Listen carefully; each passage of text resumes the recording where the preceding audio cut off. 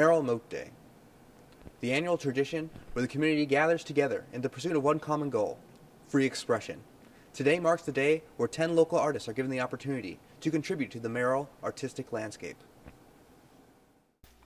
For decades, the Moat Wall has represented the students' fervent desire to express themselves, while simultaneously displaying the many backgrounds that make up the student body.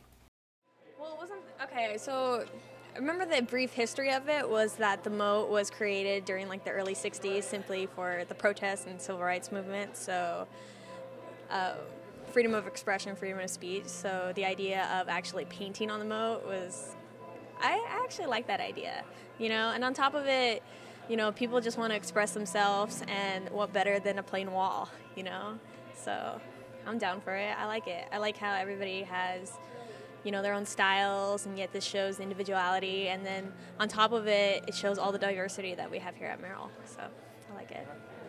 It's so many different pieces from everybody. Some of them are more emotional, some of them are more funny. It's a great way for people to like feel like they're a part of Merril. Every year, 10 murals are voted down, so that 10 new student pieces can take their place, each one diverse in message and in style. I believe I called it Titanomachy because I thought that'd be a cool name. One with all the fire and giants destroying everything. I don't really know. Sort of at first going with more impressive, these giant monsters stalking the land and everything, and then wanted to make it a little bit less depressing.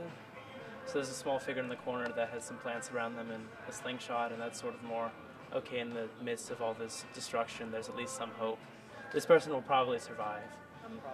My piece is a keyhole, and through the keyhole you can see this really beautiful valley kind of place outside where it's just flowers and trees and grass, and it's really gorgeous, right?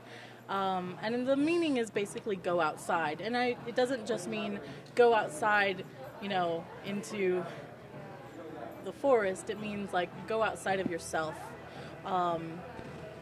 also, you know, and open those locked doors that you have that you need to open.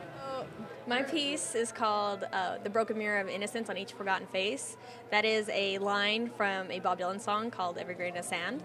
And the idea is I wanted to depict the diversity that we have, and also I wanted to show how, you know, how much, you know, a line like that is important to me, that not everybody's innocent, not everybody, you know, is perfect. And it comes to a point to where, you know, we go beyond that. We are human, you know.